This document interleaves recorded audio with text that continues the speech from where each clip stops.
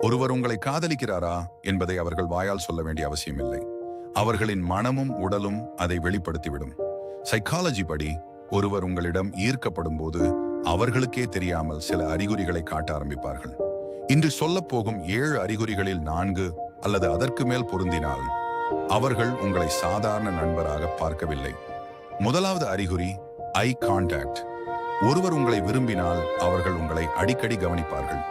நீங்கள் திரும்பி பார்க்கும் பொழுது உடனே பார்வையை மாற்றிக்கொள்வார்கள். ஆனால் சில நொடிகளில் மீண்டும் உங்களை பார்ப்பார்கள். ஏனென்றால் அவர்களின் மனம் உங்களிடம் ஈர்க்கப்பட்டிருக்கிறது.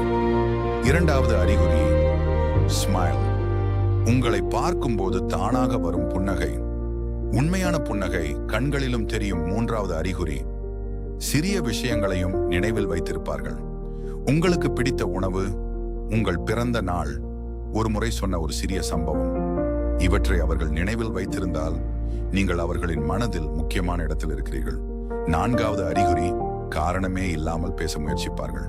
ஒரு மெசேஜ், ஒரு ரியாக்ஷன், ஒரு ரேண்டம் கொஸ்டின், எதையாவது காரணமாக வைத்து கான்வர்சேஷன் ஆரம்பிக்க முயற்சிப்பார்கள். ஐந்தாவது அறிகுறி பாடி லாங்குவேஜ். சைக்காலஜி படி ஒருவர் ஈர்க்கப்படும் போது அவர்களின் உடல் தானாகவே அந்த நபரை நோக்கி திரும்பும். ஆறாவது அறிகுறி ஜெலசி. நீங்கள் வேறு ஒருவருடன் அதிகமாக பேசினால் அவர்களின் முகபாவனை மாறலாம் அல்லது அவங்கள் திடீரென அமைதியாகலாம். ஏழாவது அறிகுறி பிரையாரிட்டி. எவ்வளவு பிஸியா இருந்தாலும் உங்களுக்கு பதில் அனுப்ப, உங்களுடன் பேச, உங்களை சந்திக்க நேரம் கண்டுபிடிப்பார்கள். ஆனால் ஒரு விஷயம் முக்கியம்.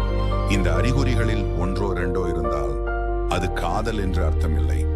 ஆனால் பல அறிகுறிகள் தொடர்ந்து தோன்றினால் அவர்கள் உங்களை சாதாரண நபராக பார்க்கவில்லை என்பதற்கான வாய்ப்பு அதிகம். உங்களுக்கு தெரிந்த ஒருவரிடம் இந்த அறிகுறிகள் இருக்கிறதா? கமெண்டில் சொல்லுங்கள். இன்னும் சைக்காலஜி சீக்ரெட்ஸ் வேண்டுமென்றால் ஃபேக்டிஃபை லேபாய் சப்ஸ்கிரைப் செய்ய மறக்காதீர்கள்.